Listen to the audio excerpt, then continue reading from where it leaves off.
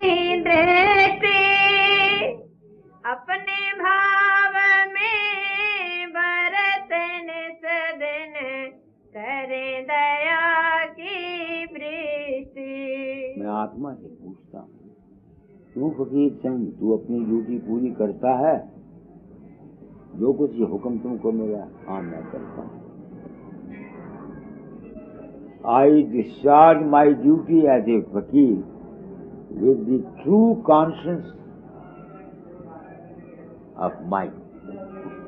कोई बात पर्दे में नहीं रखता, अपना गलत मान नहीं देता, अपनी गलत चाह नहीं देता। निस्वार्थ हूँ, निष्कपट। ये ठीक है कि मैंने मानवता मंदिर बनाया, मगर वो मेरी जायदाद तो नहीं। That is a question of trust. एक दूसरा, काम करने के लिए कोई सेंटर चाहिए, बिना सेंटर के तो काम चलता नहीं है। मुझे अपनी कोई गरज नहीं, मैं अपनी ड्यूटी को इस जिंदगी में, नॉट ओनली ड्यूटी ऑफ दाता जाल, duty towards wife, duty towards son, duty towards brother, duty towards with all which are connected, I have discharged them with good faith. And मैं खुश, मुझे कोई मेरे मन पर किसी किस्म का, अब मैं आया, आप लोग आप आए, ख्याल आया, what should I tell you, जिससे तुम्हारा कुछ फायदा हो जाए। तो यही हो सकता है ना, फायदा तो तुमको अपने कर्म से होना है, अपने विश्वास से होना है। मैंने फूंक तो मारनी नहीं थी, समझते हो ना। मैं अगर देखो पर्दा रखता, जितनी करामातें मेरे पास से सरजद हुई हैं, इतना पोथा होता, इतना, जितने मिरेकल्स हुए हैं इतना पोथा होता। मैंने उनको पब्लिश करने की इजाजत नहीं दी। शेख दुर्गादास मेरे लंगोटी हैं, यहाँ के बसरे बगदाद के। उन्होंने 22,000 रुपया शुरू में दे करके ये मानवता मंदिर की फाउंडेशन होती, उसकी लड़की चंदो, इसके पेट में रसौली आ गई। डॉक्टर ने कहा इसका ऑपरेशन करो, वो घबराती थी, वो कहे दिल्ली ले जाओ। उन्हें दुर्गादास मान बाबा जी को लाए थे। मेरे लड़के की शादी रखी हुई थी पद्म की, 4 दिन रह गए थे। वो दुखी थी बेचारी, आई दरवाजे पर, जब आई बाहर के फाटक पर, वो पिटने लग गई, रोने लग गई, हाय बाबा मैं मर गई, हाय बाबा मैं मर गई, हाय बाबा मैं लुटी गई। मैं दौड़ा, मैंने उसको पकड़ा, क्योंकि औरतें जिनके घर में शादी होती है वहाँ अगर कुछ रोना पिटना करे तो बुरा मानती है। मैंने कहा मेरी वाइफ है बेचारी, दुखी होगी। कहने लगी चंगे से तंगी दे, बुढ़े दे, मेरे घर ब्याह रखे, आगे छापा कर दें।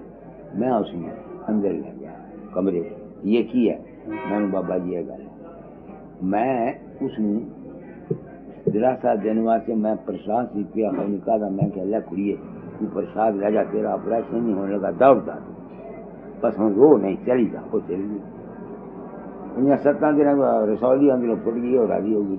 दुर्गादास मेरे पास आया, वो बड़े मिरेकल ना मनिया, it was a strange thing for them.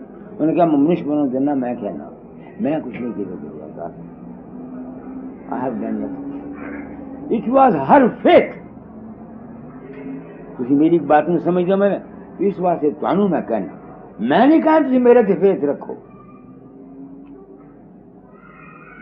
मैं दुनिया को गुमराह, मैं कहता हूं या उस मालिक पर फेथ रखो, या अपनी कॉन्शियंस पर फेथ रखो, या जिस रूप में तुम उसको मानते हो उस रूप में उस पर फेथ रखो, मगर एक पर रखो।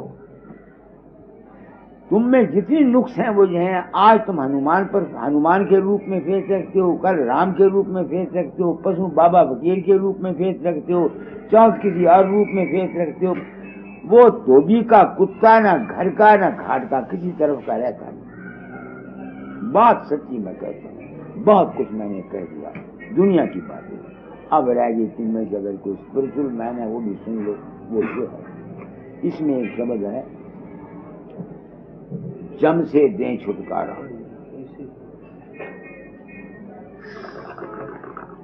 वो क्या है? जम तुम्हारा मन है।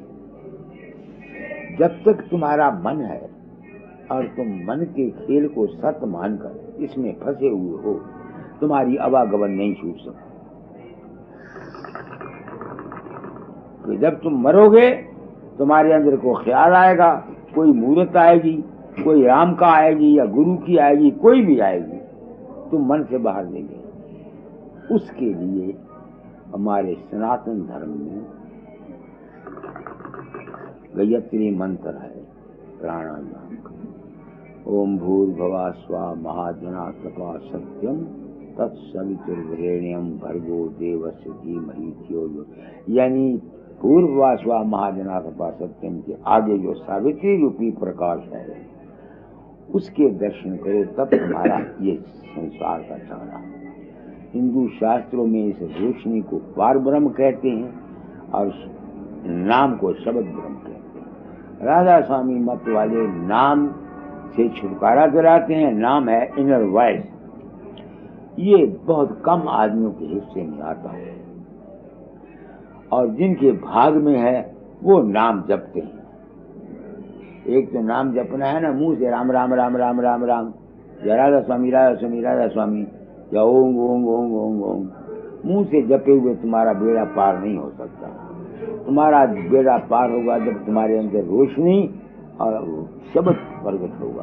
तो ये सब के लिए नहीं है, मैंने सब कह दिया। क्या वक्त हो गया? घंटा आपको मैंने दे दिया। बेटी, मैं सच्चे दिल से चाहता हूँ डोंगरमल, तुम्हारा परिवार ये सुखी रहे, तुमको कोई कष्ट संसार में ना हो। ये दुआ है। दवा क्या है वो मैं बता चला। दुआ और दवा दो चीजें होती हैं। दुआ तो ये है कि मैं गुड विशेस देता हूं, दवा ये है जो मैं बता चला। ऑलवेज रिमेन ऑप्टिमिस्टिक, निराशावादी नहीं होना। नहीं समझ में आती है? हमेशा आशावादी रहो। एक दूसरे एक बात मैं बता देता हूं, तुम लोग धनी हो,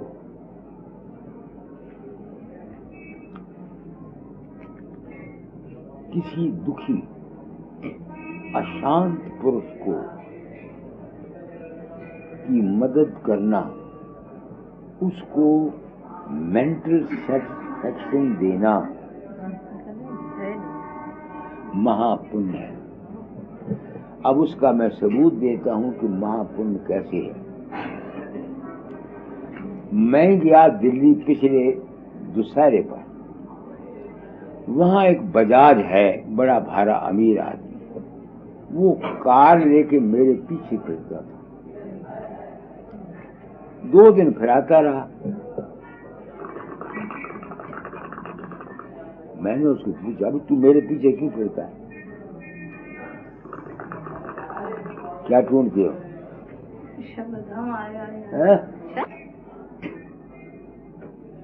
मेरा एक सवाल था, उसका मुझे जवाब नहीं मिलता था। मैं अपने गुरु के पास भी गया, महात्मा के पास भी गया, बाबा सामर सिंह के पास भी गया, कृपाल सिंह के।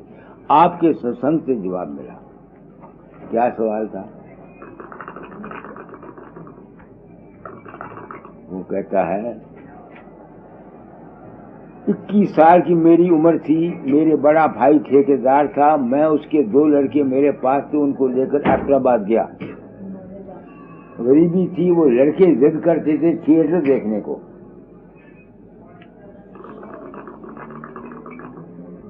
तो मैंने कहा भाई थिएटर में चलो हम दिखा लाते हैं, मगर गरीब आजकल बहुत हैं, अगर जो तुम थिएटर में जाते हो अपने पैसे अगर वहां तुम ना जाओ, वो पैसे गरीबों को दे दो तो अच्छा नहीं रहेगा। लड़के मान गए। लड़के ने कहा अच्छा हम थिएटर में नहीं जाते, इनका जो पैसा हमारा टिकटों का होगा वो गरीबों को दे दो।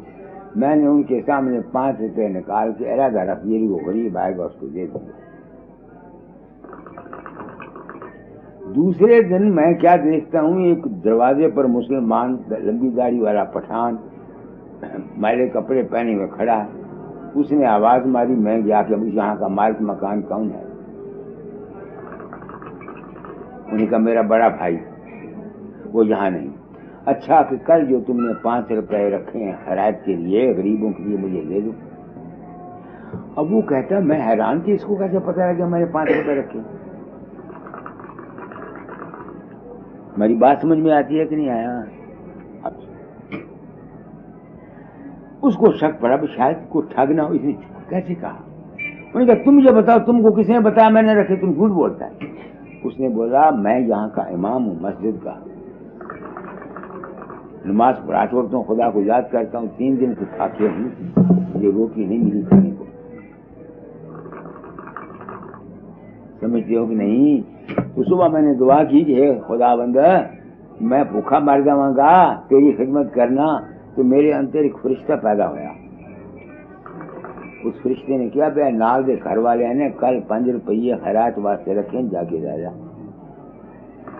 वो कहता था मुझे ये पता नहीं लगता था कि उसको कैसे पता लगा। ये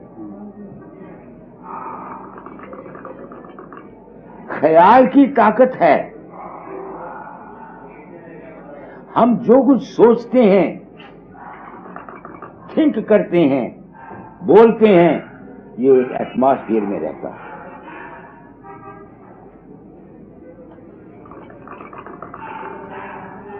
वक्त नहीं, कुछ दिनों सत्संग करके न भी करो तो मैं तुम्हें मैंने बहुत कुछ लिखा है कुंभ पर।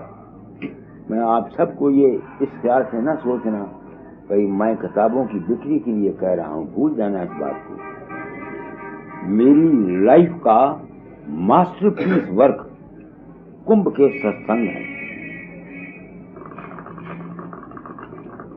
हम जो कुछ सोचते हैं, विचार करते हैं, अच्छा या बुरा, वो एटमॉस्फेयर में रहता है। लॉ ऑफ मैग्नेटिज्म के असूल से, लॉ ऑफ रेडिएशन के असूल से वो जो ख्यालात हैं वो शक्ल बनाकर दूसरे के अंदर प्रकट होते हैं। मेरे रूप जो लोगों के अंदर प्रकट होते हैं वो उसका असूल क्या है? मेरे अंतर में सिंपैथी है, मेरे अंतर में दर्द है दुखियों के लिए। जब कोई शख्स दुखी होकर पुकार करता है, वो जो मेरे ख्यालात इस एटमॉस्फेयर में मौजूद हैं वो मेरी शक्ल बना के दूसरे के अंदर दाखिल होते हैं। समझ गए? अब नहीं समझ में आती है तुम्हारे, मैंने आपको क्लैरिफाई कर दिया ताकि आपको वहम न रहे। समझ गए ना? तो फिर क्या करना है तुमने? हमेशा किसी के लिए किसी को सेटिस्फैक्शन दो। फिजिकल सेटिस्फैक्शन के लिए मेडिसिन, मेंटल सेटिस्फैक्शन के लिए प्रेम, मोहब्बत। अज्ञान भ्रम में आए हुए आदमी की सेटिस्फैक्शन के लिए ज्ञान। नहीं समझ में आती है? क्या कहा मैंने आपको? Give satisfaction to others. उनकी जो सेटिस्फैक्शन है, उनके जो ख्यालात निकलेंगे वो ब्रह्मांड में मौजूद रहेंगे। जिस तरह उन लड़कों ने अपनी कुर्बानी करके वो 5 रुपए रखे थे, उनकी जो गुड विल थी वो एटमॉस्फेयर में मौजूद थी।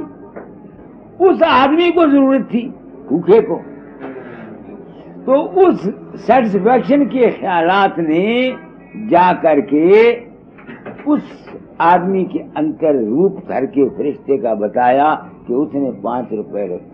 समझ में बात आई है? समझ गए मेरी बात को कि नहीं? अब तुम कहोगे सेटिस्फैक्शन देनी है।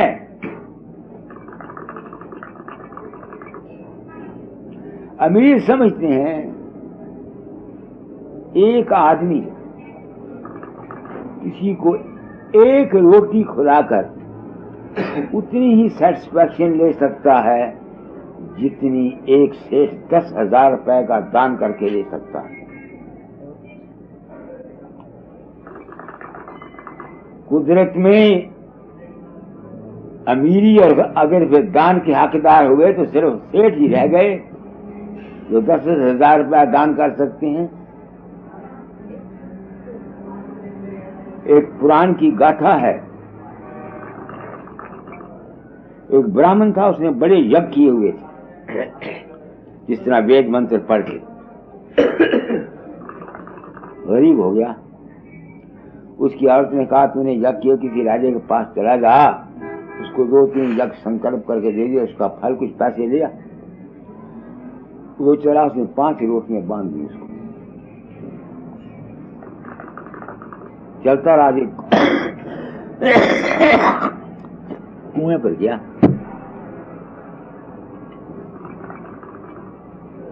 नहाया धोया, संध्या की रोटी खाने गए, कुत्ती आ गई, 5 बच्चे उसके साथ। उसने देखा, उसने 1 रोटी फेंकी, कुत्ती फिर तुम हलाते रही, दूसरी फेंकी, तीसरी फेंकी। उसने कहा चलो हम नहीं खाते, 5 में भी दे। भूखा चला गया। किसी राजा के दरबार में गया, उसने सवाल किया, ये मेरा सवाल है।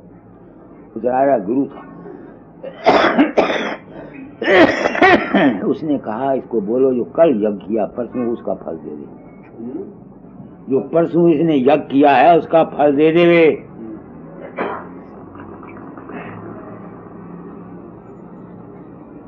उसने कहा मैं परसों कोई यज्ञ नहीं किया, कुत्ती की रोटी दाई थी। हाँ, तो उस कुत्ती को 5 रोटी देने का फल पुराने ख्यालात के मुताबिक कितना है, नहीं समझ में आती है। इसलिए अपनी पर्सनल एक्सपेंसेस को कट करके जो शख्स दान देता है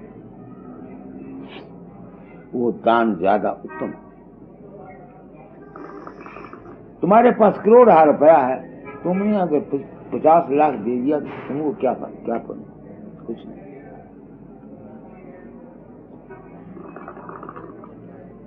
पुण्य तो है वो, मगर असली पुण्य वो नहीं। असली पुण्य ये है कि अपने कंफर्ट, अपनी लग्जरी नहीं समझ में आती है। मेरे पास एक 3 सिनेमा का मालिक एक है, ओम प्रकाश, बड़ा अमीर आदमी, वो स्पिरिचुअल मैन है। वो मेरे कॉन्ट्रैक्ट में आ गया। वो कहता मैं बाबा जी आपकी सेवा करना चाहता हूँ। 14 डब्बियां रोज सिगरेट की पीता है, अमीर आदमी। मैंने कहा मैं नहीं देता। कहना क्यों? मैं क्या, अपनी जाती खर्च को कम करो फिर दो, सिगरेट बस कम कर दो फिर दे दो। उसने 3-4 महीने में 200 रुपया बचाया अपने एक्सपेंसेस कट कर देने को। तो वो 5,000 रुपए का मुझे प्रेस देता था, मसूरी गया था, मैंने नहीं दिया।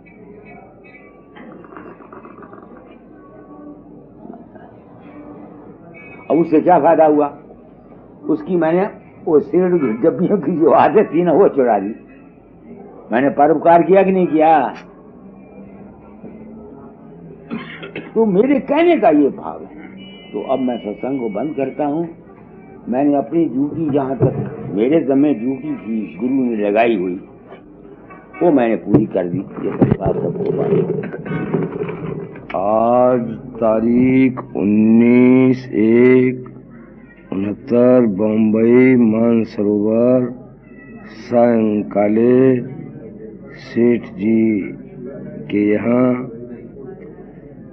श्री परमदयाल जी के प्रवचन हो रहे। मैं अभी समाधि में था।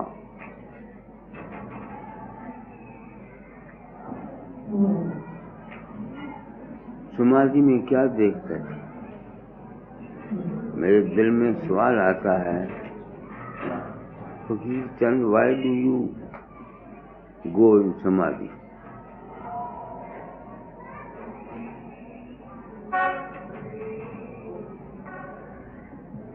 क्यों ये बिगिनिंग ऑफ द लाइफ मुझे क्यों यह खबर पड़ा? वही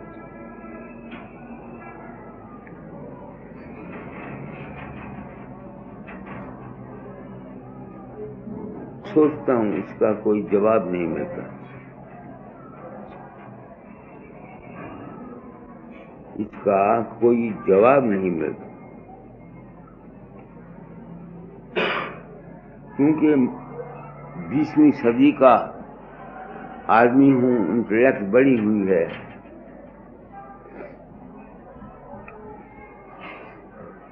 लाइफ है। जब ये बाहर के एक्सटर्नल इफेक्ट से घबरा जाती है, तो ये उस एक्सटर्नल इफेक्ट से बचना चाहती है।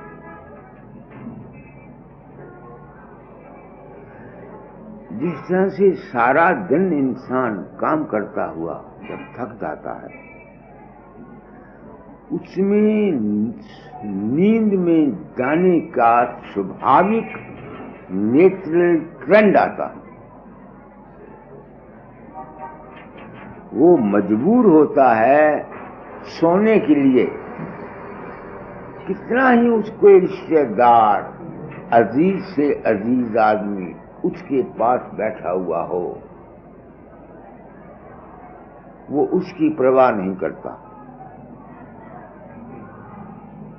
है। अगर कोई डिस्टर्ब भी करता है, उसको कहता है साउंड दे यार, सोने दे मुझे। क्यों? इसलिए कि जो सेल्फ है ये लॉन्ग करता है किसी ऐसी जगह जाने को जहां उसको डिस्टर्बेंस ना हो।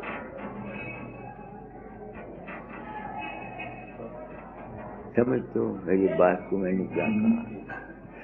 अब ये डिस्टर्बेंस जो है, ये लॉन्गिंग जो है,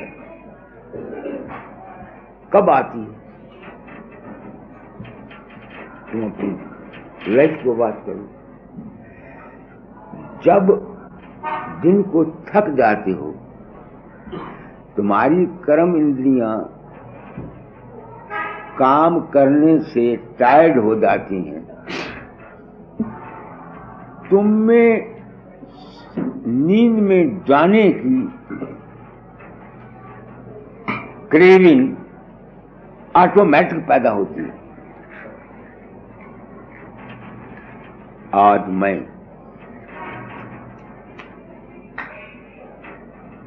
ये सत्संग कराता हूं, अपनी आत्मा से पूछता हूं क्यों कराता है। मैं इस जज्बे में आया था, search of God, search of truth, क्योंकि डिफरेंट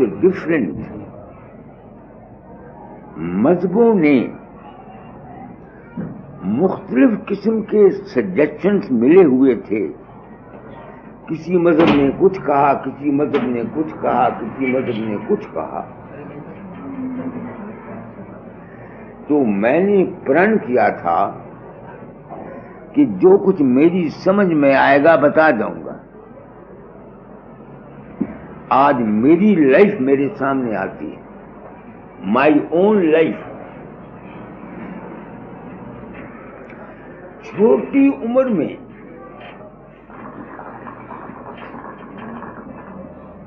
इसका ख्याल मिला था, इस भक्ति का। क्यों?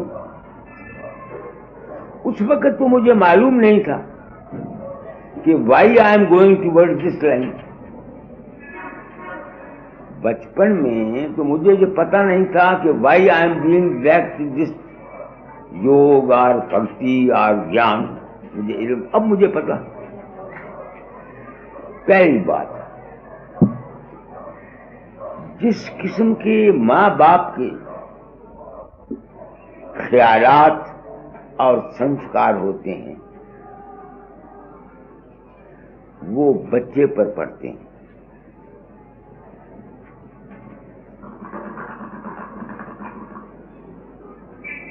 समझ में बात। क्योंकि मेरी पैदाइश से पहले मैं अपने बाप के घर में शादी के 12-13 साल बाद पैदा हुआ। उनको लॉन्गिंग रहती थी औलाद की। तो जो औलाद के ख्वाहिशमंद होते हैं ये अमूमन साधु संतों के पास जाते रहते हैं। तो वो एक फकीर थे, उनके पास जाया करते थे। तो उनकी दुआ से प्रसाद से मेरा जन्म हुआ। कुछ तो वो संस्कार थे, कुछ मेरी जो बर्थ प्लेस थी वो मेरी नानी जो थी उसके घर में हुई। वो थी विडो। तो वो डिवोशनल हैबिट सी बहुत थी। घर में ठाकर मंदिर मूर्त पूजा करना, कुछ वो संस्कार आए। और कुछ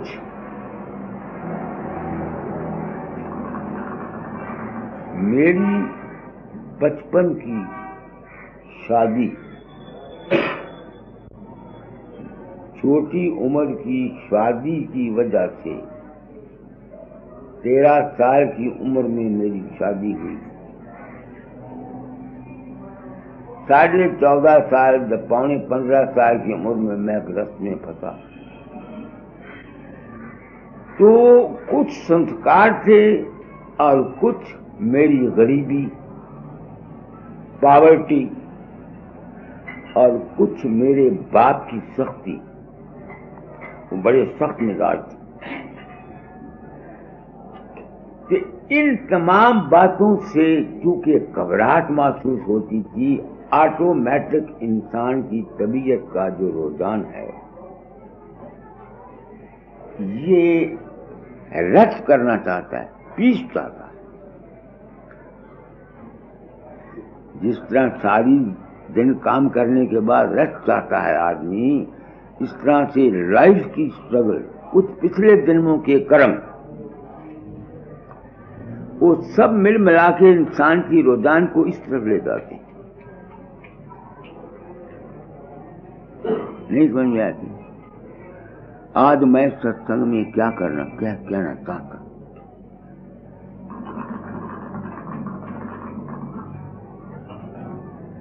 सत्संग किसे कहते हैं? जिसमें इंसान की मन के ऊपर जो बर्डन है, वो ख्यालात जो दुख का कारण बने रहते हैं, जिससे इंसान बोझ महसूस, थका हुआ महसूस करता है, उनको साफ किया जाता है। पढ़ो सत्संग निकाला, पढ़ो।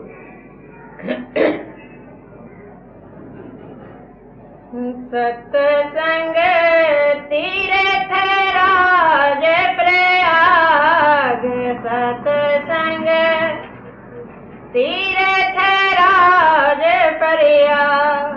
गंग भगति बहे निर्मल धारा, गंग भगति बहे निर्मल धारा।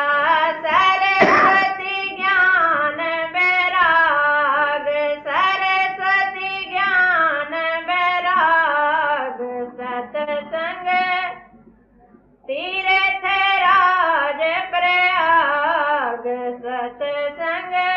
अब तुम देखो, आदमी तीर्थ जाता है, वहां नहाता है। नहाता है कि नहीं नहाता? तुम यूं देखो, जब तुम नहाओ, जिस वक्त पानी तुम अपने ऊपर डाल रहे हो ठंडा, उस वक्त तुम्हारे सेंसेशन ऑफ बॉडी सारी की सारी इकट्ठी हो जाती। जब तुम पानी अपने ऊपर डालते हो, तुम्हारी फिजिकल जो सेंसेशन बाहर को निकलती है ना, उसमें कंसंट्रेशन आती है कि नहीं आती? कंसेशन कब आती है?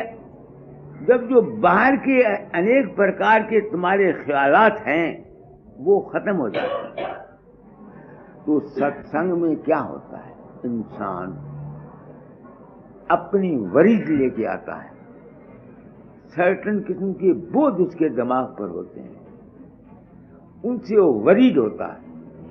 तो सत्संग में उसकी वरीज का कारण, रूट काज बताया जाता है कि वाई यू आर वरीज, क्यों तुमको ये दुख है, नहीं समझ में आती है। तो मैंने अपनी जिंदगी में जो कुछ समझा वो ये है, मैंने बड़े बड़े महात्मा देखे, कोई महात्मा अपनी वीकनेस को, अपनी कमजोरी को पब्लिक को नहीं बताता।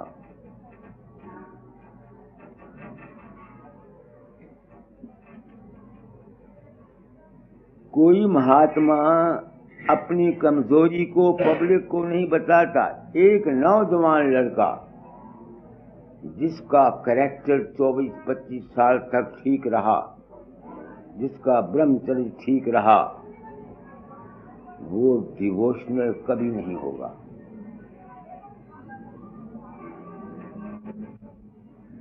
वो भक्ति जिस तरह हम मंदिरों में करते हैं ना, भक्ति घंटी बजाते हैं, साष्टांग, वो नहीं करेगा, क्योंकि उसमें वीकनेस नहीं है।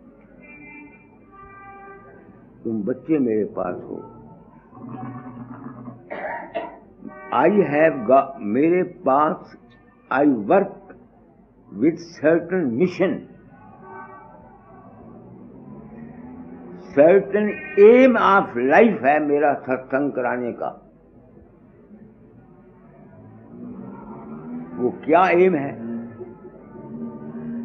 कि अगर बच्चों को उनके कैरेक्टर के मुतालिक रखा जाए, उनके कैरेक्टर को बनाया जाए, वो विम्जिकल नहीं होंगे और ये स्पिरिचुअल मैडनेस जो है ये उनमें नहीं आएगी। देखो मैं क्या कह रहा हूं,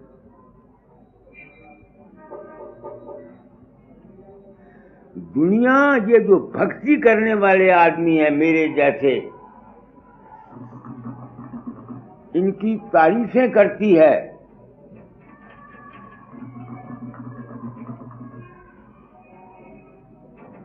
मैं तारीफ नहीं करता। जब ट्रेंड आता है इंसान का टूवर्ड्स डिवोशन, वो नेचुरल इलाज है उसकी वीकनेसेस का, जो उसने कुछ अपने माँ बाप के संस्कार से ली और कुछ अपनी गलतियों से ली। मेरे छोटे भाई राय साहब, मैं इस बात को जानता था, मैंने छोटी उम्र में से इसके कैरेक्टर का ख्याल रखा। मेरा अपना लड़का है शाह पदमचंद, मैंने इसके कैरेक्टर का ख्याल रखा। नतीजा, मेरा भाई यूथ में मेरी तरह डिवोशनल मैडनेस में नहीं आया। मैं कुछ कह जाता हूं,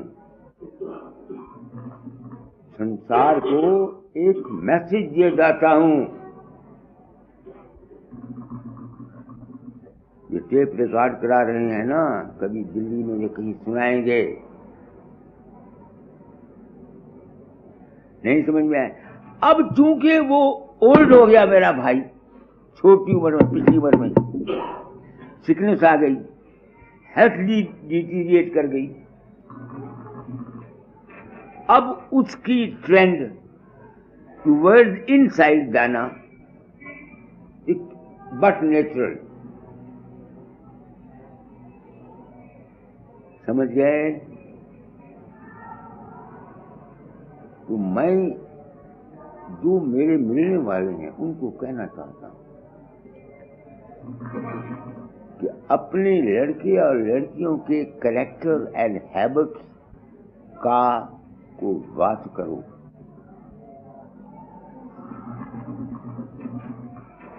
सोच लो।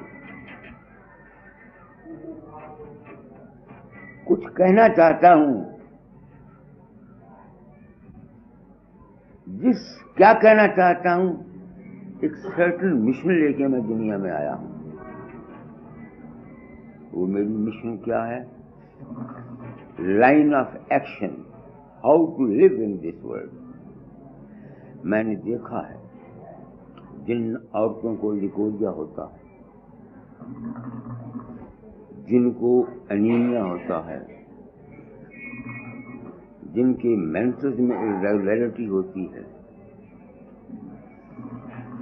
जिन आदमियों को गिरजान होता है, जिन आदमियों को नाइट एमिशंस आते हैं,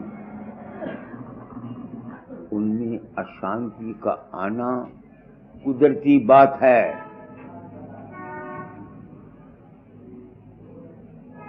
क्या कहा मैंने? तू समझ रही है बेटी? मैं चाहता हूं स्त्री जाति नौजवान लड़कियों का सुधार हो।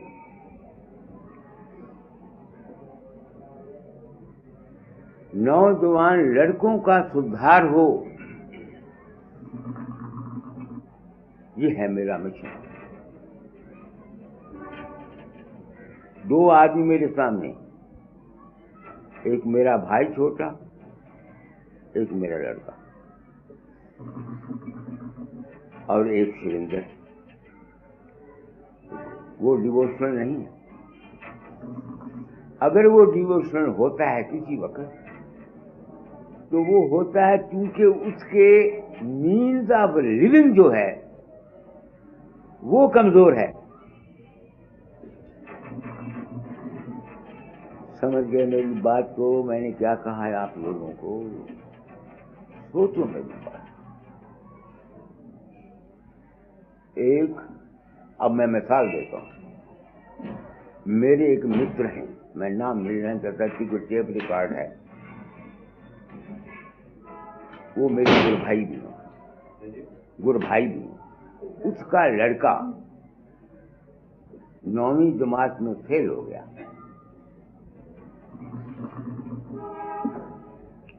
वो उसका बाप मेरे पास आया, मैं फरीदकोट था, मुझे कहता मेरा लड़का फेल तो हो गया मगर भक्ति बड़ी करता है।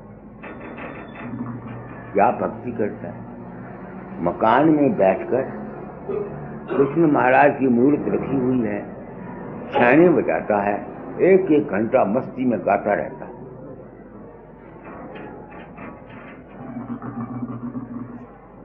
मैंने उसको बोला, दोस्त मुझे बहुत दुख है, तेरा लड़का बदचलन हो गया।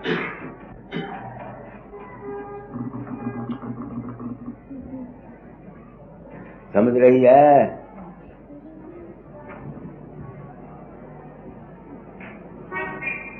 वो कहने लगा तेरा दिमाग खराब हो गया है। मैंने कहा मुझे पता नहीं खराब है कि गलत है, तू जान। मैंने जो कुछ कहना था कह दिया। कहने लगा इसका सबूत दे। मैंने कहा घर में जाके कह दे कि बाबा फकीर बड़ा अंतर्यामी है।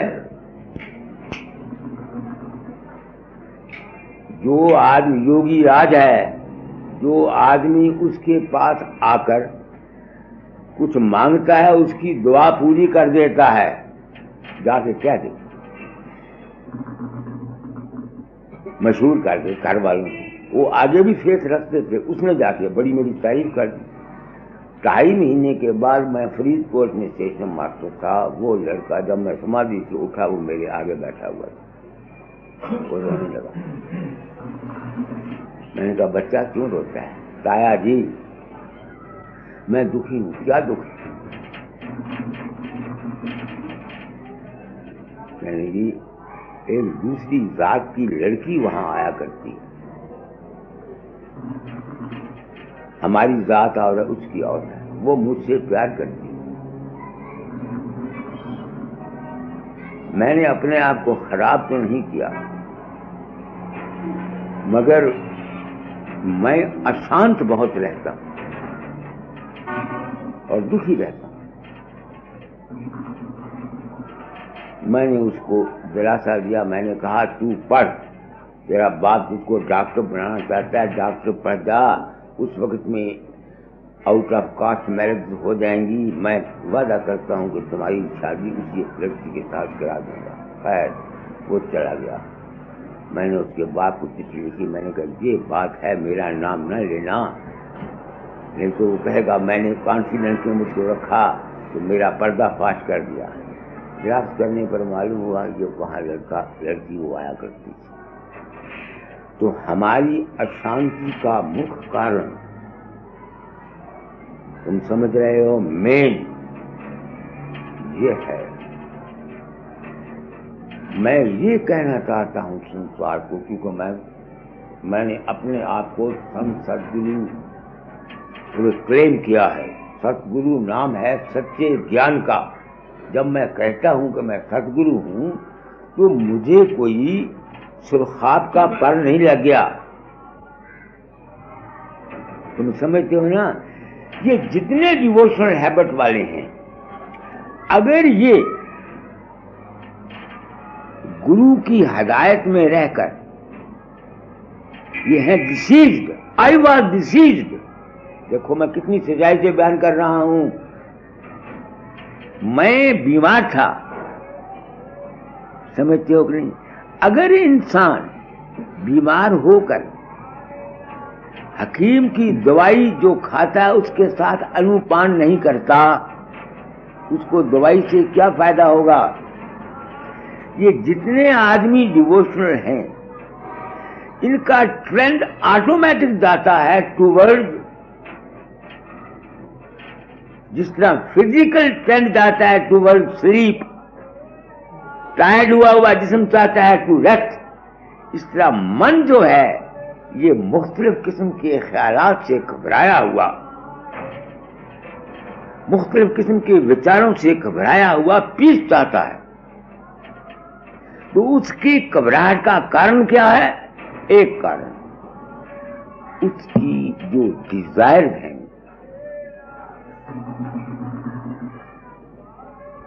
वो काम के सेक्स की जो होती हैं, ये उसके माइंड को वीक करती हैं।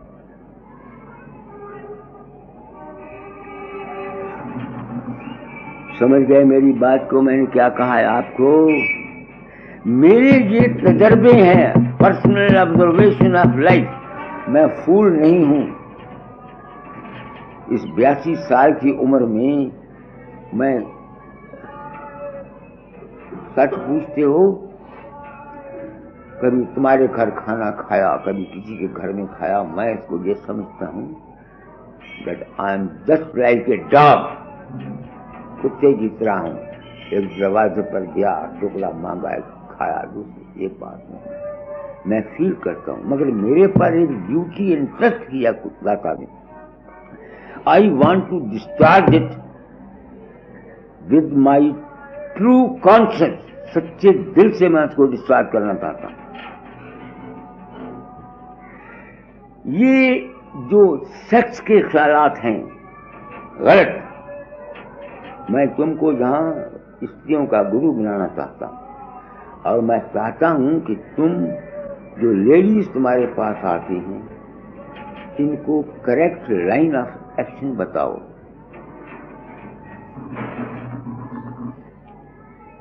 अब इसका सबूत मैं देता हूं अपनी लाइफ। एक principal Nanda government college Lahore का 1942 में मेरे पास आया, होशियारपुर। जब मैंने मकान अपना नए मकान में दाखिल हुआ तो वो मुझे कहता है,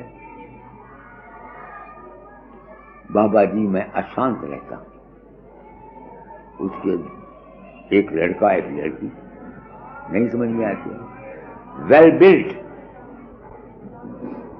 शरीर उसका बिल्कुल कोई कमजोरी नहीं थी, मगर वो अशांत रहता था, 700-800 तनख्वाह लेता था, गरीब, पॉवर्टी भी नहीं थी, फिर भी वो अशांत रहता था।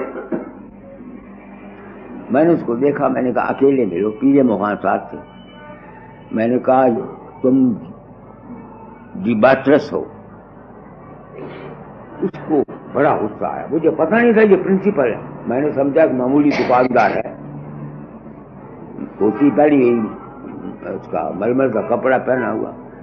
उसको गुस्सा कहता, पंडित जी आप झूठ बोलते हैं। मैंने कहा क्यों? कहता मेरी बाप मर गया,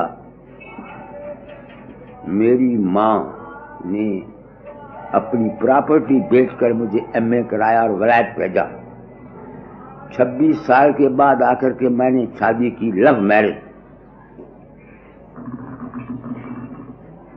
26 साल तक जब तक मेरी शादी नहीं हुई, मैं तुमको सच, उसने कहा कि मैं कसम से कहता हूं कि मैंने किसी औरत को हाथ नहीं लगाया और ना मैं अपना ब्रह्मचर्य खोया। आप कहते कहते हैं मैं गिरा हुआ आदमी। मैंने कहा मैं ये नहीं पूछता, तुम मुझको बताओ स्कूल में तुम क्या थिंक करते रहे हो, क्या सोचते रहे हो, सच बोलो। वो कहने लगा एक बात मैं करता रहा हूं। क्या? क्या? एक फोटो होती है, आजकल भी ये नौजवान लड़कियों के पास एक ऐप है, 40-50 फोटो थी औरतों की, किसी का सिर नंगा, किसी की छाती नंगी, किसी के चित्र नंगे। कहते हैं मैं रोज आध घंटा उन फोटो को देख के अपना मनोरंजन किया करता था। मैंने कहा वो जो तुमने मनोरंजन किया हुआ है, वो तेरे ब्रेन की सूक्ष्म से सूक्ष्म जो प्रकृति थी वो डाउनफॉल हुई, अपनी जगह को छोड़ के नीचे आई। This is the main cause of your अशांति।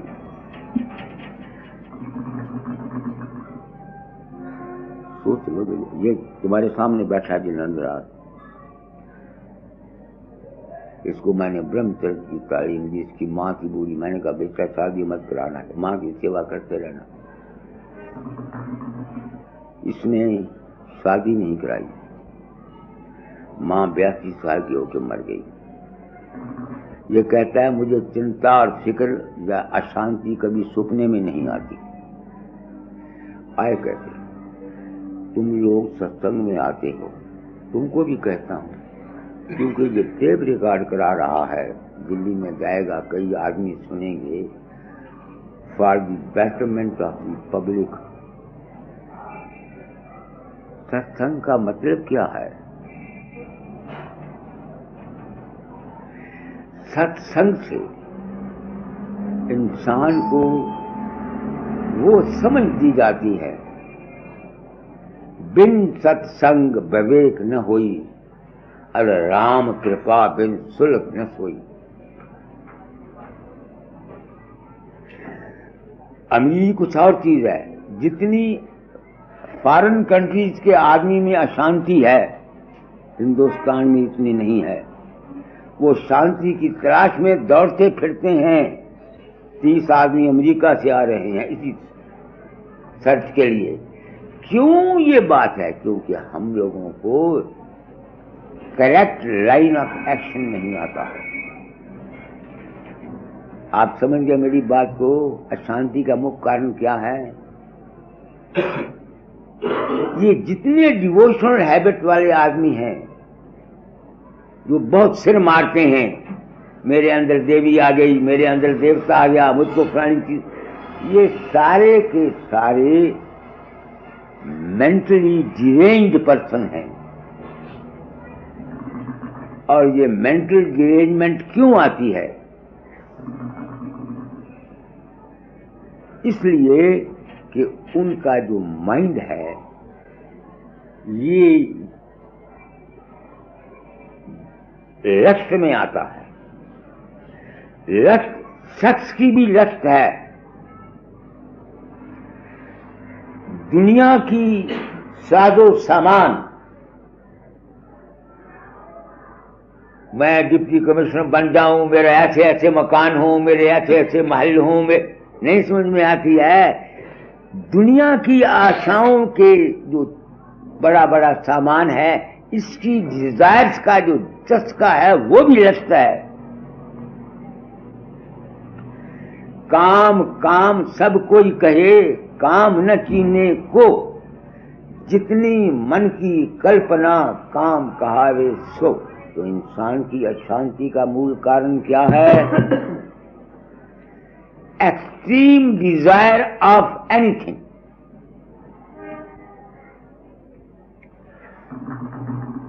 मेरे ये लफ्ज कहे हुए तुम्हारे लिए फायदामंद होंगे जिंदगी में। क्या नाम है आपका सेठ साहब? डोंगरमल, मिस्टर डोंगरमल। बढ़िया समाधियां लगाता, मुझे तो पता नहीं था। उसका एक दोस्त है जो वैद्य है, वो उसके पास गया करता है, उससे स्वप्न दोष की दवा पूछा करता है।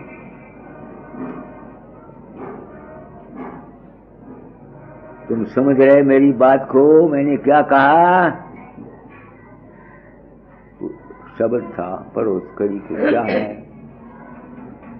सत्संग तीर्थ राज प्रयाग, सत्संग गंग भगती बहे निर्मल धारा, गंग भगती बहे निर्मल धारा, सरस्वती ज्ञान बैराग, सरस्वती ज्ञान बैराग, जमुना कर्म धर्म व्यवहारा, यमुना कर्म धर्म व्यवहारा, प्रेम प्रीत अनुराग, प्रेम प्रीत अनुराग, सत्संग तीर्थ राज प्रयाग। सत्संग में क्या मिलता है? वो ख्यालात दिए जाते हैं जिससे जो ख्यालात तुम्हारे दिमाग पर पड़े हुए हैं, जो तुम्हारी अशांति या दुख का कारण बने हुए हैं, उनको वॉश आउट किया जाता है।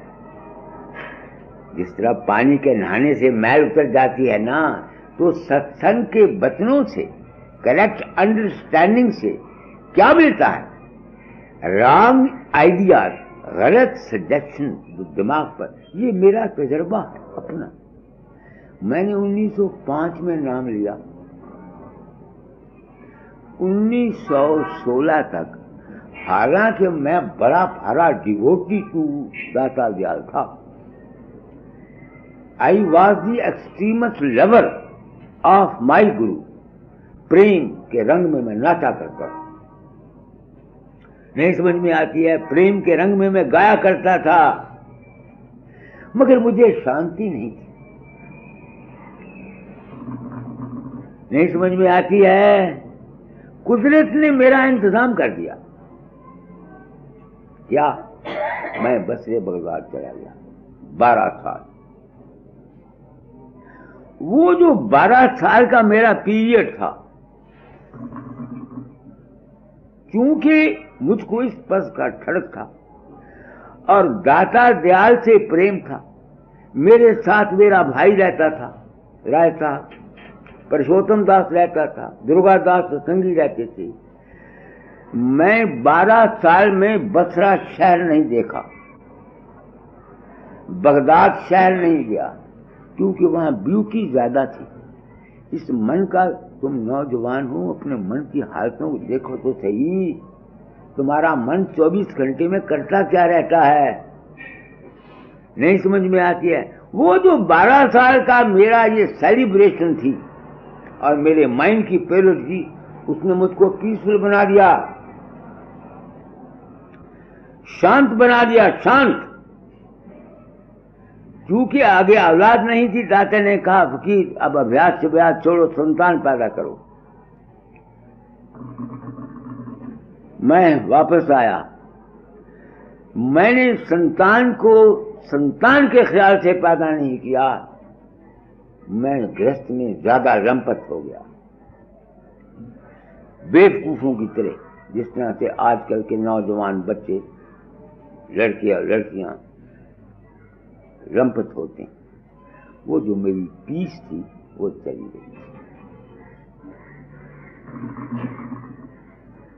वो मेरी पीस चली गई। पीस समझ में नहीं आता था कि क्या, क्यों, why I have lost my peace of mind.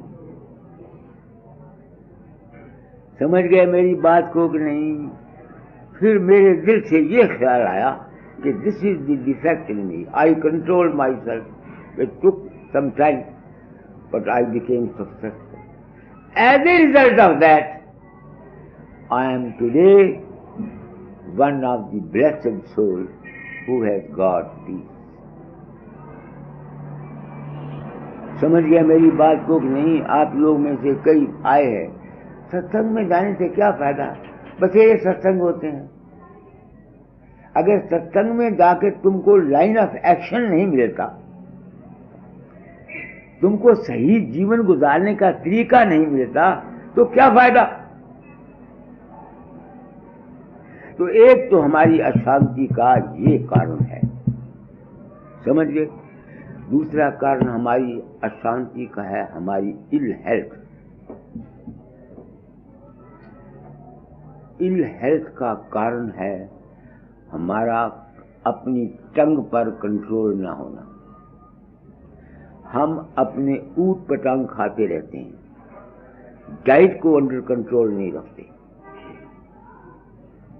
नहीं समझ में आती है हमारी खुराक गलत।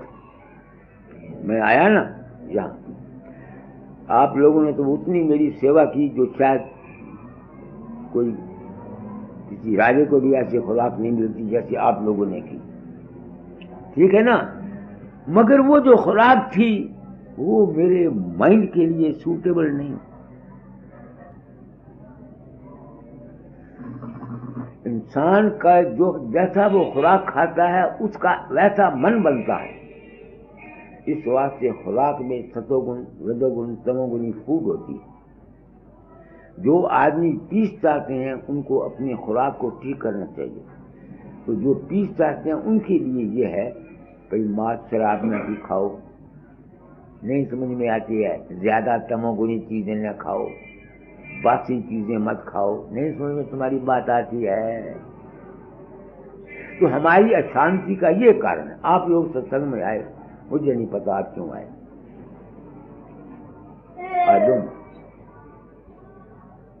मैं अपनी एक ड्यूटी समझता हूं, एक फर्ज समझता हूं। जो सत्संग कराने का असली ऑब्जेक्ट है मैं वो बताता हूं, ताकि जो आदमी मेरे संपर्क में आते हैं उनको शांति मिले, उनको पीस ऑफ माइंड मिले, उनको हेल्थ मिले, उनको वेल्थ मिले। समझ में बात आती है कि नहीं आती है? अब तुम देखो वेल्थ कब मिलती है? हेल्थ का तो मैंने आपको बता दिया। वेल्थ कब मिलती है? जो कुछ किसी को मिलता है वो उसकी अपने ख्याल की ताकत होती है, डिजायर होती है, नहीं समझ में आती है? जिसकी हेल्थ नहीं वो वेल्थ भी नहीं कमा सकता। ख्याल है तुम्हारा, कल ही मैंने सत्संग में बोला था, तुम्हारा ख्याल है, अपने ख्याल को ऑप्टिमिस्टिक रखो। ऑप्टिमिस्टिक, ऑप्टिमिस्ट जानते ना, आशावादी। कमजोर ख्याल तुम कभी मत लो। फेथ या तो अपने सेल्फ पर करो, I wish, I will, I can, या तो ये करो, मगर ये मुश्किल है। इस वास्ते उसको सहारा दो, राम का दे दो, कृष्ण का दे दो, गुरु का दे दो, नहीं समझ में आती है? तुम्हारा जो फेथ होगा, तुम्हारा जो विश्वास होगा, वो काम कर जाएगा। जिस तरह तुम्हारा भाई है आरती शर्मा है, या नहीं? उसका मुझ पर फेथ ही बैठा ना, कुछ और तो नहीं बना। अमेरिका जा रहा था, समझा मेरा मतलब नहीं, क्योंकि उसके दिल में अपनी वीकनेस ऑफ यानी वेल्थ की कमी का उसके अंतर में एक फीलिंग्स थी, तो उसकी वीकनेस का असर मेरे दिमाग पर पड़ा। मैंने अपनी पॉकेट से इनके सामने 1 रुपया निकाला, उसमें लिख दिया love to mister I C. Sharma, नीचे दखल कर। अब उसका चूंकि फेथ था कि बाबा ने मुझे ये दिया है, 1000 रुपया वो कमा गया। आप ही ने कहा ना, मैंने तो नहीं कहा। अब मैं ये सोचता हूं कि मैंने हजारों आदमियों को लक टू कीपर या लक टू सच मैं लिख के दिया है, सबको क्यों नहीं, सबको लाखों हजारों रुपए क्यों नहीं मिल गए, उसको क्यों मिल गए? देखो ना, मैं I don't want a false name and false respect that I have done this, I have done this. No, it is thy own faith. ये तुम लोगों का अपना ही विश्वास काम करता है, मेरा नहीं करता। मेरी गुड विशेस हैं, इसमें कोई शक नहीं, मगर अगर दूसरा रेसिपेंट नहीं है तो फिर क्या करना है? तुम सत्संग में आए हो, तुमको विवेक देता हूं, समझ देता हूं, क्या फेथ रखो, हमेशा ये यकीन रखो कि यू विल बी सक्सेसफुल। अगर तुमको फेलियर होता है, कई कहते हैं जो हम बड़ी कोशिश करते हैं, फेलियर होता है। जो आदमी दूसरों के क्रिटिक होते हैं, जो आदमी दूसरों के क्रिटिक होते हैं, क्रिटिक जानते हो ना, उनको फेलियर होगा। मेरे छोटे भाई राय साहब क्रिटिक हैं,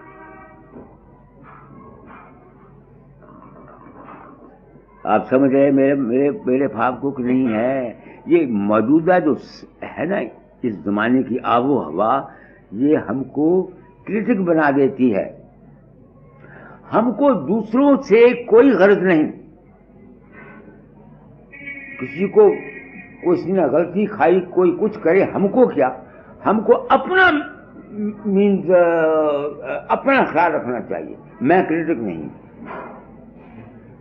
ये ठीक है कि मेरे पास बैंक बैलेंस नहीं, मगर मैं लाखों पति आदमियों से ज्यादा शांत हूं। जिन्हें के पास लखू खा रुपए हैं ना, उनसे मैं ज्यादा पीसफुल हूं। मेरा मन जस्ट लाइक ए किंग है, शहंशाह समझता हूं अपने आप को। कोई चीज होती है ये नहीं सोचता कि कल के लिए मेरे पास है या कि नहीं, उठा के दे देता हूं, मुझे मिल जाती है। तो अगर कोई शख्स धनी होना चाहता है, एक तो क्रिटिक न रहे, एक हमेशा देता रहे, गिव। ये मेरे छोटे भाई ये देते रहे हैं। मैंने बगदाद में देखा है, कोई गरीब इनके पास आया, इन्होंने कभी इनकार नहीं किया, देते रहे, और भगवान ने इनको बहुत काफी दिया, अब भी देता रहता। तो आज टॉपिक है सत्संग का। सत्संग में क्या मिलता है? जीने का राज मिलता है, विवेक मिलता है, समझ मिलती है। हम अपनी तकदीर को बदल सकते हैं। कैसे बदल सकते हैं? एक ये गुरु के पास के गुरु गुर बताता है। एक मिसाल बताता हूं। कुछ प्रारब्ध कर्म होते हैं, मगर रेख में मेघ बच जाती है। वो कैसे? एक कहावत है, सच्ची है कि झूठी है मुझे पता नहीं, मगर हम उससे सबक लेते हैं। एक वजीर था, उसका एक लड़का और लड़की था। उसका एक गुरु था जो साधु जंगल में रहता था। वो अपने लड़के लड़की को जंगल में ले गए। तो उसने कहा, महाराज जी मेरे लड़के लड़की का भाग बताइए। साधु ने कहा, ऐसी बातें नहीं पूछा करते। वो जिद कर गया क्योंकि प्रेमी था। उसने कहा, फिर पूछते हो सच है कि हाँ, ये तेरी लड़की वैश्या बनेगी और लड़का कसियारा बनेगा। अब वजीर के पांव के नीचे से मिट्टी निकल गई। ये क्या हुआ? ये क्या हुआ? वो दुखी हुआ। उन्होंने कहा, दुखी मत हो, जब वक्त आएगा मैं इनकी मदद कर दूंगा। वजीर चला गया। उस वक्त छोटे छोटे राजे होते थे, किसी दूसरे राजा ने अटैक किया, वजीर मारा गया, उसकी औरत भी मारी गई, राजा भी मारा गया। दूसरे राजे ने आके उस शहर पर कब्जा कर लिया। वो बच्चे थे, वो आवारा हो गए। लड़की जो थी उसकी रोटी का कोई सामान न मिला, वो वैश्या बन गई, और लड़का जो था वो कसारा बन गया। काश खोदता बाजार दे आता घोड़े को। अब उस फकीर का अंत समा आया। अंत समा जानते हो ना, आखिरी उम्र वक्त आया। उसने बोला कि मैंने वादा किया हुआ था वजीर के साथ, चलो उसके गांव में। उस गांव में आया, वहां प्रयास किया। उस लड़की के पास गया। उसने कहा, तू मुझे जानती है? उसने कहा, मैं जानती, इतनी छोटी होती थी, मुझे याद है कि तुम्हारे जंगल में साधु के पास गए थे, खबर नहीं आप हैं या कोई और था। उन्होंने कहा, मैं ही था। फिर पिछले जन्मों के कर्मों के अनुसार तेरे किस्मत में रोज नया पुरुष है, इसको मैं नहीं बदल सकता। फिर तू अपनी फीस ज्यादा लगा दे, जगह बदल दे। तेरी किस्मत में नया पुरुष जरूर है। जितना पैसा आता है उसको गरीबों को दान किया कर, खुद भी खा, जमा मत कर। तेरा अगला जन्म बन जाएगा, इस जन्म में भी भूखों से बच जाएगी। ये तो तेरा प्रारब्ध कर्म है कि भोग भोगने से चलता नहीं। लड़के को उसने बोला कि तेरी किस्मत में काश खोद कर रोज नए घोड़े को देना है। तू अपना घोड़ा एक ले, उसको काट खोद के डाल दिया। दूसरे दिन तेरा काट खोदा हुआ नया घोड़ा खाएगा, उसको ज्यादा कीमत पर बेच दे, घोड़ों का सौदागर हो जा, जो पैसा आता है दान करो। मेरा कहने का मतलब ये है, मेरे साथ क्या किया दाता ने। आप हमको देखिए, मैं और मेरे भाई सिपाही की लड़के, जो 12 रुपया तनख्वाह लेकर रिटायर हुआ, 6 रुपये पेंशन मिलती थी उसको।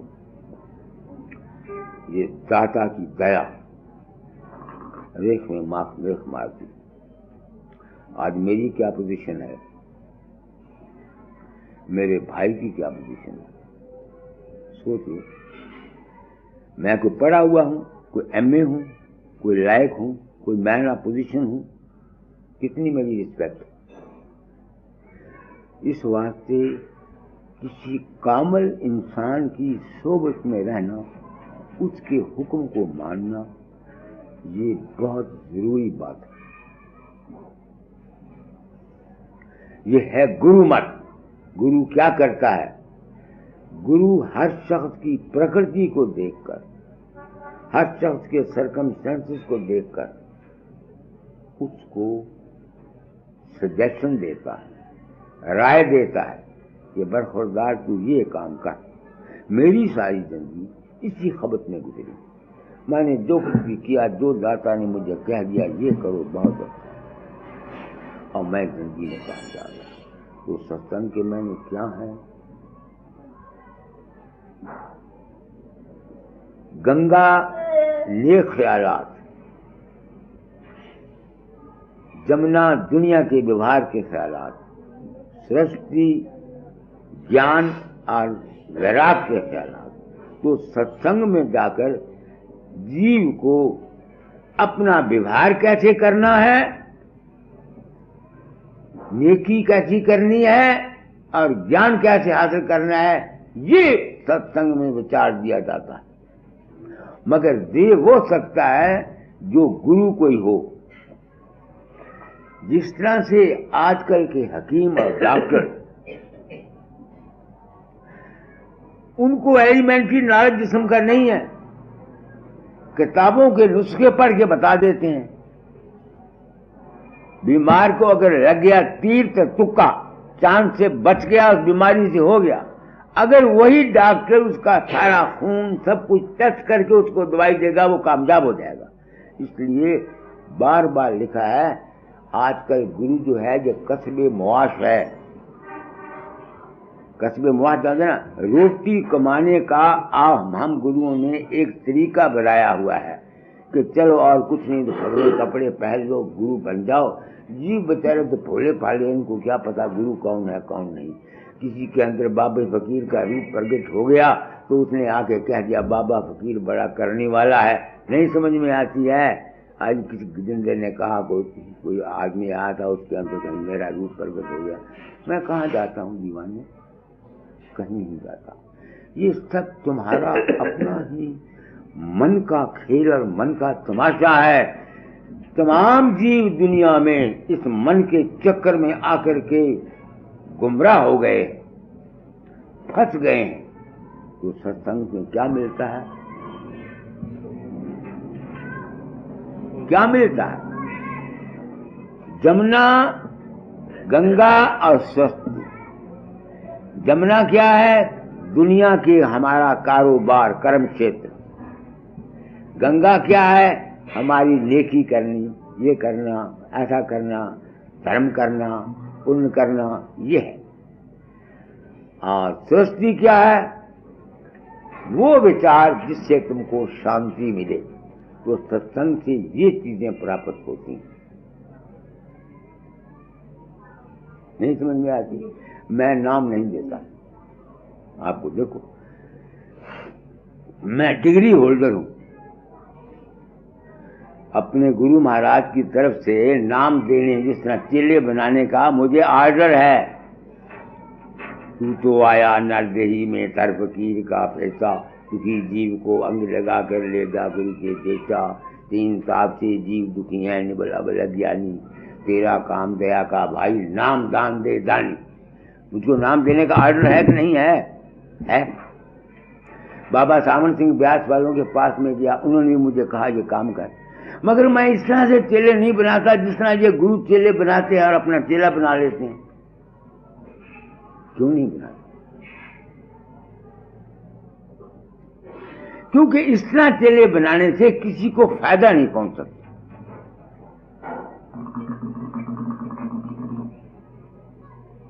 मैंने 1942 तक इसको नाम दिया, उससे पहले इसको नाम दिया, इसके भाई को नाम दिया, 2, 4, 10 आदमी और थे। 1942 के बाद मैंने नाम नहीं दिया। आप हैरान होंगे क्यों नहीं दिया? तुम आए हो मेरे पास, तुम्हें कुछ कहना चाहता हूं। मेरी बात सूक्ष्म बहुत है, हर एक आदमी समझना जरा मुश्किल है। मेरे साथ एक वाकया गुजरा। एक औरत जबलपुर से 3 बच्चों को साथ लेकर, उसका खामन पहले गई होशियारपुर। मेरी औरत ने कहा कि बाबा तो भाई फिरोजपुर में है। वो 3 बच्चों को लेकर वो औरत इंस्पेक्टर टेलीग्राफ की मेरे पास फिरोजपुर आई। उसकी औरत जो थी वो अभ्यास करती थी। लाल रंग के सूरज में मेरा रूप उसके अंदर प्रकट होता था और शब्द सुनती थी। वो आके मुझे कहती है, दाता दयाल, ये 3 बच्चे मुझे तंग करते हैं, अभ्यास नहीं करने देते, कुछ नहीं करने देते। मेरा खामन सुबह जाता है, रात को 8 बजे आता है। इसको कहो मेरे बच्चों कुछ इनकी संभाल क्या करे, मुझे कुछ रिलीफ मिल जाए। उसका खामन 8 बजे जाता है, रात के 8 बजे ड्यूटी से पहले आ नहीं सकता था। मैंने कहा तेरी सास है? कहेंगे नहीं। तेरी नंद है? नहीं। तेरी माँ है? नहीं। क्योंकि मुझे ये यकीन है कि जो आदमी अभ्यास करता है, अपने अंतर में कंसंट्रेट करता है, क्योंकि उसके कंसंट्रेशन करने से उसकी विल पावर बढ़ जाती है, तो जो कुछ वो सोचता है, जो कुछ वो चाहता है, वो पूरा होना चाहिए। तो मेरे दिल में ये ख्याल आया कि ये इतनी अभ्यासन है, इसकी विल पावर में स्ट्रेंथ है, ये बच्चों की तकलीफ से बचना चाहती है और उस तकलीफ को दूर करने का कोई और अल्टरनेटिव नहीं। तो मैंने वली राम हकीम मेरे पास था, जो मेरे तजर्बे है जिंदगी के, तो मैंने उसको बोला भी वली राम, मेरा इल्म कहता है कि तीनों बच्चे मर जाएंगे, तुम समझते हो कि नहीं? उन्होंने कहा ये क्या? मैंने कहा मेरा इल्म है। तो जब वो चली गई तो 9 महीने के अंदर उसके तीनों बच्चे मर गए। चिट्ठियां आई, मैं कांपा। मैंने कहा फकीर चंद, इन बेवकूफों को, जिनको सत्संग की किया नहीं, इनको सच्ची लाइन ऑफ एक्शन नहीं मिला, सच्चा तरीका नहीं मिला जिंदगी गुजारने का, what to think, what not to think, क्या सोचना है, कैसे, तो तू तो इनको नाम देता रहेगा, ये अभ्यास करेंगी औरतें मर्द, ये अपने गलत ख्यालात से अपना नुकसान कर लेंगे। मैंने नाम नहीं दिया, कांप गया। मैंने कहा ये महापाप है, नहीं समझ में आती है। इस वास्ते सबसे पहले सत्संग की महिमा है। कछुक बिना कीजे सत्संगा, होई मान मद मोहे अभंगा। कुछ दिनों सत्संग करके पहले ये समझो, अपने डिजायर, अपने ख्वाहिशात, अपनी वासनाओं को ठीक करने का पहले तरीका सीखो, फिर नाम जपो। वरना ये नाम जो है, नाम जिसको आज राजा स्वामी मत वाले जो नाम देते हैं, ये नाम सत्संगियों को खा जाएगा।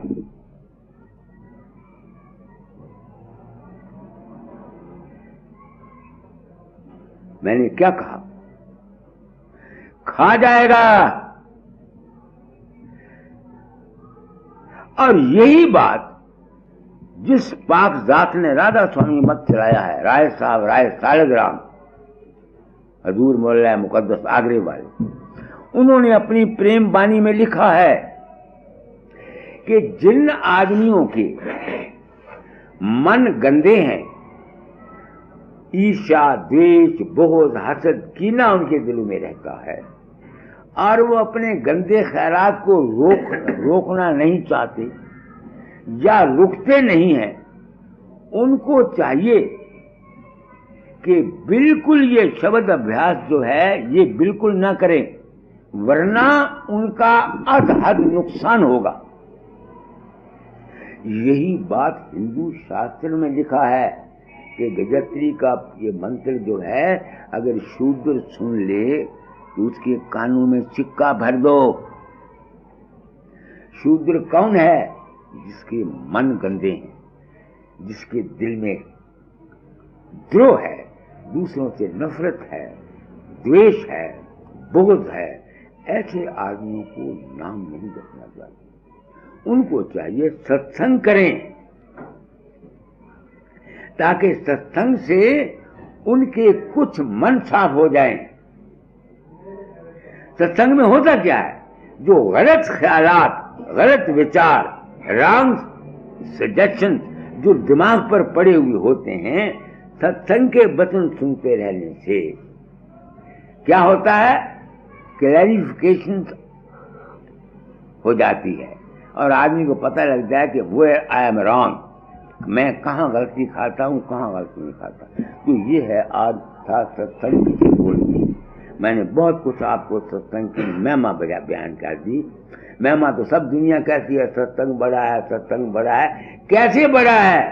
सिर्फ सत्संग के मैंने ये तो नहीं है कि तुम मेरे पास आके बैठ के छाने ले लिए, समझाए का मतलब मेरा छाने खड़का दिए, ये सत्संग है? नहीं, सत्संग है दर्शन करे, बचन पुनि सुनने, सुन सुन कर नित मन में गुन्ने, गुन गुन कड लए तिस सारा, कड सार तिस करे आहारा, कर आहार पुष्ट हुआ भाई, जग भव भय लाज सब गई ग्वाल। तो सत्संग के क्या फायदा होगा आपको? आपको समझ आ जाएगी कि हमने दुनिया में अपने मन को क्या कैसे कैसे ख्यालात सोचने हैं, कैसे कैसे हमने अपने मन में विचार रखने हैं। नहीं समझ में आती है तो तुमको जो कुछ मिलना है तुम्हारे अपने थिंकिंग, तुम्हारे अपने विचार, तुम्हारी अपनी वासना का फल मिलना है। गुरु ने तुमको ज्ञान देना है, गुरु ने तुमको सच्चा रास्ता बताना है। समझते मेरा बात? बाकी जो कुछ तुमको मिलना है ये तुम्हारा अपना फेट है। ये तजर्बा मुझको हुआ, मैं डरता हूं पिछले खोटे कर्म किए हुए आज हम भुगतते हैं। अगर मैं आज इस गुरु पदवी पर आकर तुम लोगों से सच्चाई नहीं बयान करता और अपना मान झूठा ले जाता हूं कि हाँ बाबा फकीर अफ्रीका में प्रगट हुआ, फलाने के अंतर प्रगट हुआ, फलाने को मरते समय साथ ले गया, फलाने ने ये काम कर दिया, क्योंकि इन रियलिटी में मैं नहीं चाहता। अगर मैं प्रिटेंड करके फॉल्स नेम, फॉल्स धन, फॉल्स शोहरत ले जाता हूं तो मैं मुजरिम हूं, आई एम क्रिमिनल।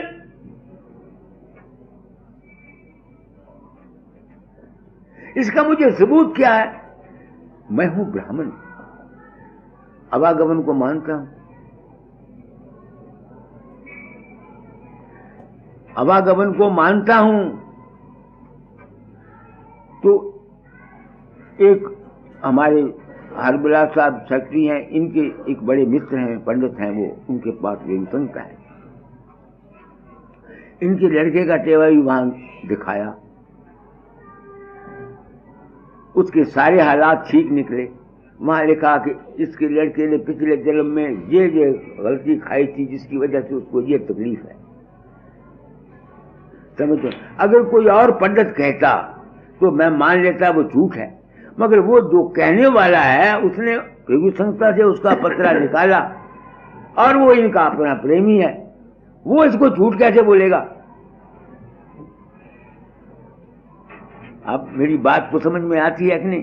इस वास्ते मुझे यकीन है कि जो जो हम कर्म करते हैं पिछले जन्म के या इस जन्म के, उनका हम दिमाग पर असर रहता है और हमको उसकी सफरिंग्स का आना जरूरी बात है।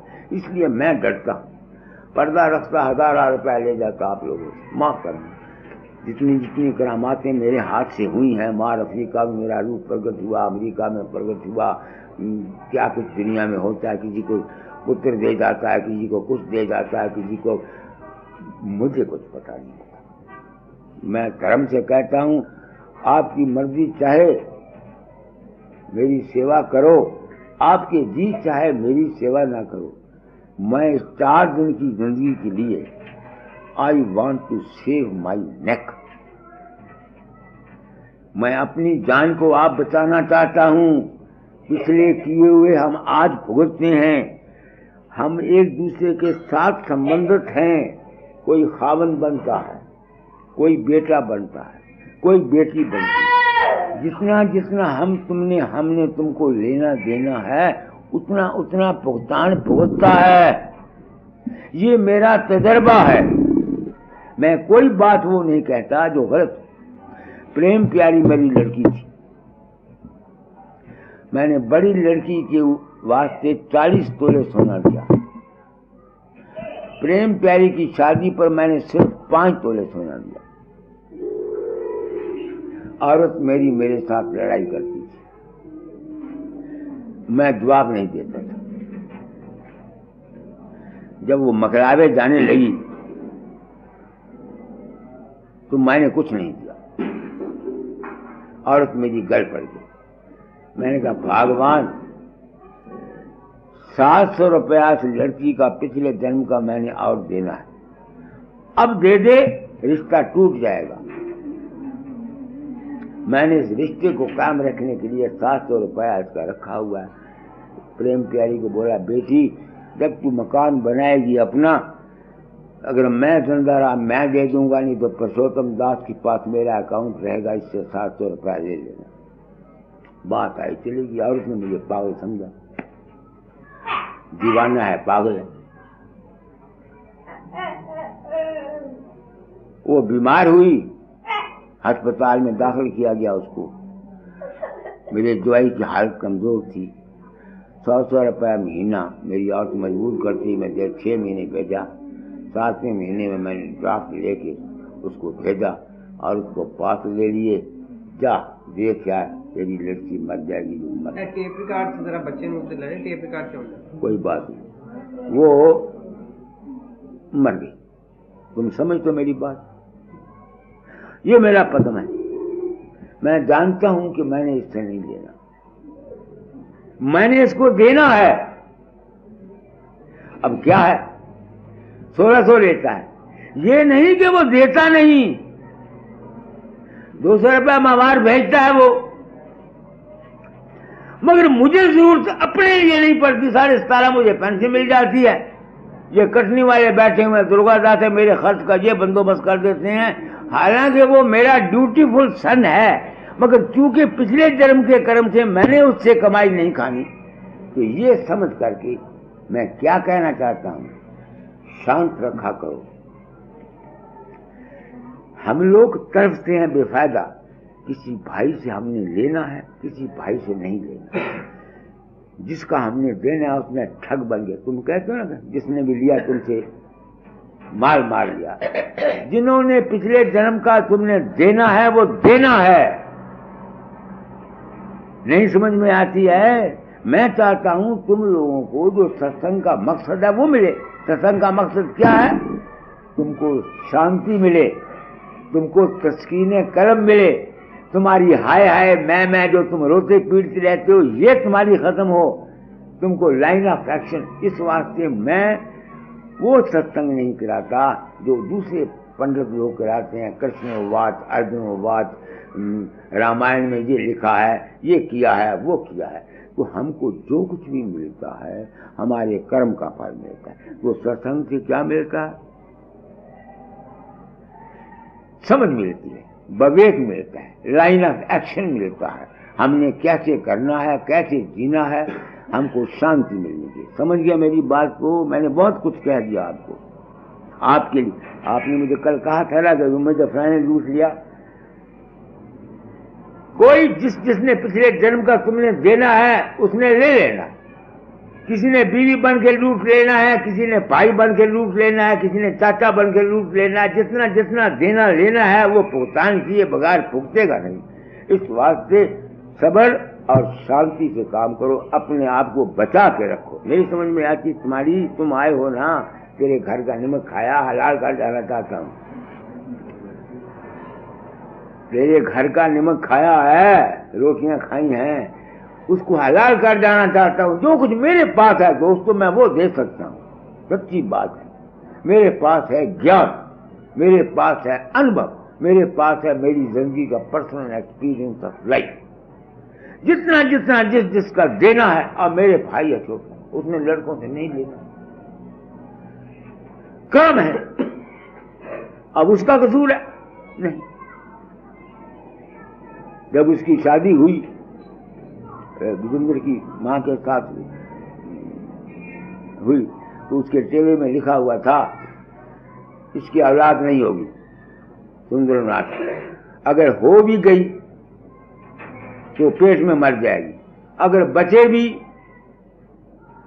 तो 6-7 साल के पहले मर जाएंगे, इसको औलाद का सुख नहीं। ये उसके मेरे भाई के टेवे में लिखा हुआ। अब उसको उस वक्त फिक्र था मेरे औलाद नहीं होगी, तो मुझे कहा करता था प्रेम प्यारी को मुझे दे दो। मैं एक बात कहता, इसकी जो माँ थी विजेंद्र की, आज उसकी याद आती, वो पतिव्रता स्त्री थी। इसकी माँ जो थी विजेंद्र की, वो राजवती, वो पतिव्रता स्त्री थी। उसके भाग का सुख था। उसके भाग का सुख था। बाज़ वक्त फकीर की दुआ काम कर जाती।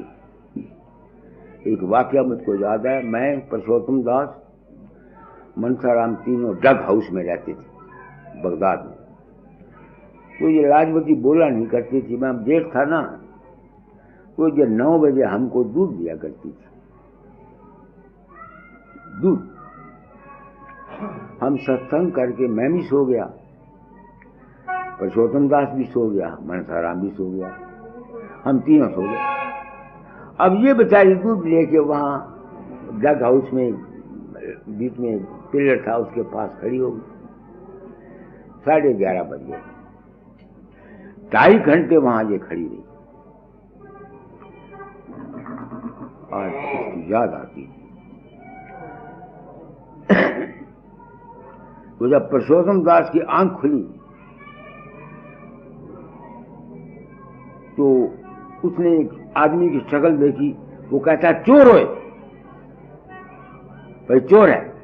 मेरी भी आंख खुली तो लाजवती खंगी, क्योंकि ना मेरे साथ बोलती थी ना पुरुषोत्तम दास के साथ बोलती थी।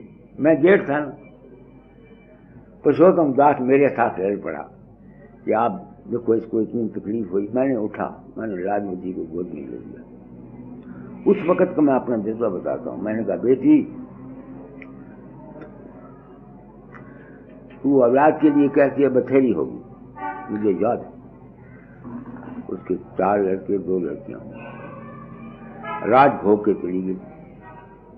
मगर कर्म का चक्र मैं आपको बता रहा हूं। अगर किसी आदमी से तुमको तकलीफ है, कोई दुख है रिश्तेदार से, तो हाय हाय करने से कुछ नहीं बनेगा। हमारे पिछले जन्मों के कर्मों की वजह से किसी से हमें सुख मिलता है, किसी से हमें दुख मिलता है। नहीं समझ में आती है तो मैं सत्संग करा रहा हूं। क्या करा रहा हूं? क्यों सत्संग करा रहा हूं? So that you may have piece. तुमको शांति मिले, तुम्हारी भटकना दूर हो। हाय हाय जो करते रहते हो, हाय ये नहीं, हाय ये नहीं, हाय ये। समझते लुड़िंदा मल मेरी बात को? जहां नहीं है सुनते हो ना। सत्संग करा रहा हूं ताकि तुम लोगों को पीस ऑफ माइंड मिले। अगर किसी गुरु की संगत से, किसी महापुरुष की सोसाइटी से तुमको पीस नहीं मिलती, तुमको सीधा रास्ता नहीं मिलता, तुमको तस्कीन कल्ब नहीं मिलती, तो क्या फायदा ऐसे सत्संग में जाने का? समझ गए? क्या वक्त हो गया? बस इस शब्द को पूरा कर दो, बस खत्म कर दो। बहुत कुछ कह दिया मैंने, आपके मतलब की चीजें कह दी। हाँ जी। सत्संग तीर्थ राज प्रयाग, सत्संग गंग भगति वह निर्मल धारा, गंग भगति निर्मल धारा, सरस्वती ज्ञान बैराग, सरस्वती ज्ञान बैराग, जमुना कर्म धर्म ब्योहारा, जमुना कर्म धर्म ब्योहारा, प्रेम प्रीत अनुराग, प्रेम प्रीत अनुराग, सत्संग तीर्थ राज प्रयाग, घट बेशवास एक पद दृढ़ता, घट बेशवास इष्ट पद दृढ़ता, गुरपद पूर्ण राग, गुरपद पूर्ण राग, तीन त्रिवेणी करे स्नाना, तीन त्रिवेणी करे स्नाना,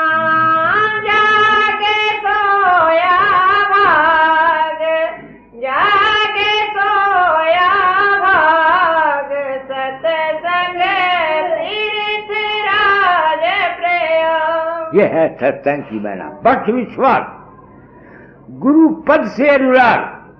गुरु पद के मैंने ये पैर नहीं है, दुनिया भूली हुई है।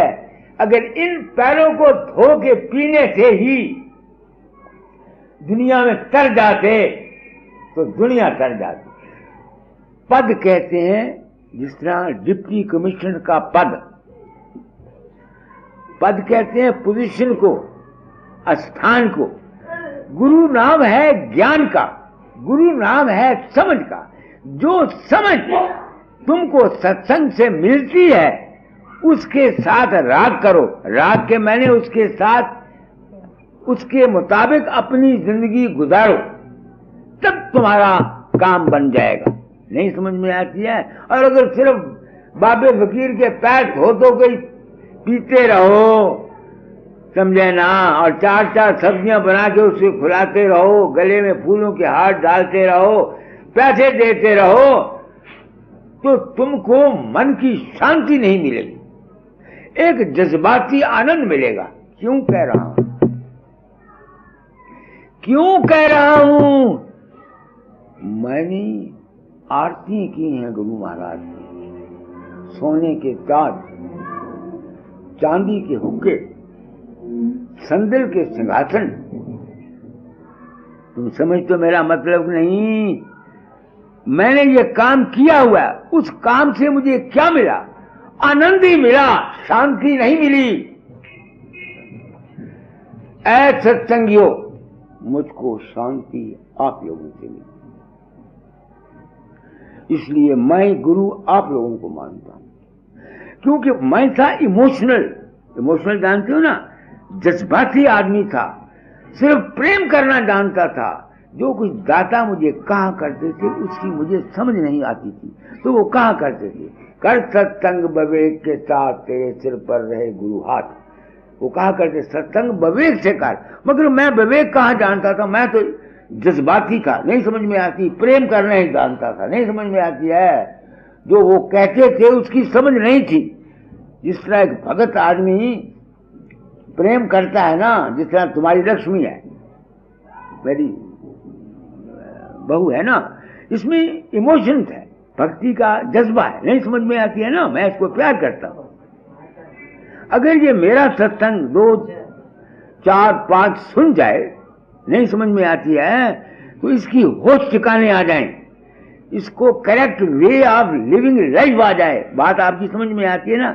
सत्संग की बड़ी महिमा है, बहुत महिमा है, बशर्ते कि कोई सत्संग कराने वाला हो। तो गुरु पद के मैंने क्या है? जो समझ तुमको सत्संग से मिलती है वो। मगर एक बात सुनना, हर एक आदमी इस समझ को हासिल नहीं कर सकता।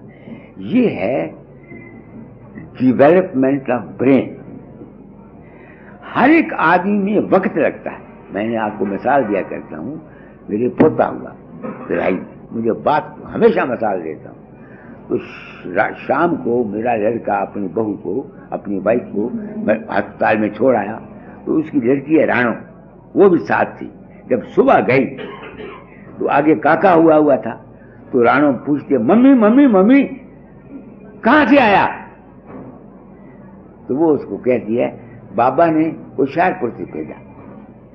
अब तुम सोचो, उस लड़की को सवाई इस जवाब के और कोई वे ऑफ सेटिस्फैक्शन नहीं था, क्योंकि उस लड़की का ब्रेन इतना डेवलप नहीं था कि वो उसको ये पता लगता कि बच्चा कहां से आया। इसी तरह कई जीव ऐसे हैं जिनके ब्रेन डेवलप नहीं हुए, नहीं समझ में आती है ना, उनको तुम लाभ समझाओ भी तो वो समझ नहीं सकते। इसलिए गुरु लोग जो हैं वो इंतजार करते हैं, वेट करते हैं डेवलपमेंट ब्रेन करने के लिए। इस वास्ते कछुक दिना कीजिए सत्संगा। मेरा जो सत्संग है ये हाईएस्ट है। I am not meant for यानी चिल्ड्रन, नहीं समझ में आते, छोटे बच्चों के लिए मेरा सत्संग नहीं है ना, मैं उनको तरफ तवज्जो दे। हर एक लाइन का मिशन होता है, समझ गए? तो गुरु पद है समझ, विवेक और ज्ञान। नहीं समझ में आती है? आगे